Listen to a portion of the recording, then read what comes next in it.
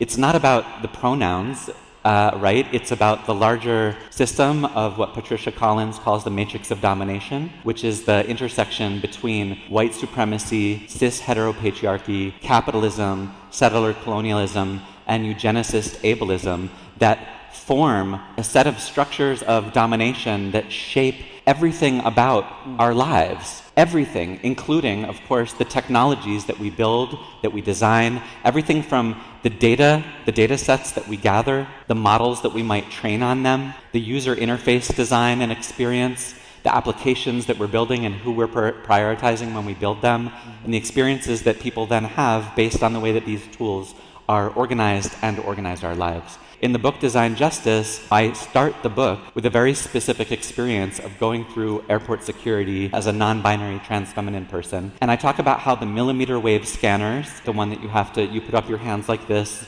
and it kind of zooms around you, and then it flags parts of your body that are considered risky or anomalous. The data set of like what human bodies are supposed to look like overrepresents certain bodies and doesn't include other bodies. So the data set is not inclusive. The model is biased. The risk detection algorithm overflags any bodies that aren't white, cis, male, abled, etc. The list goes on. The way that it works, or worked at the time I wrote the text, is that the agents who are watching you come through the millimeter wave scanner have a little visual display with literally a blue boy button and a pink girl button, and they look at you and they decide what they think you are, and then they select, and then your body scan is compared at millimeter resolution according to that binary conception of what bodies are supposed to be like. If your body doesn't fit within those norms, you're going to get flagged. But I do want to get into a little bit what's happening with the current Trump administration and the way that they are trying to use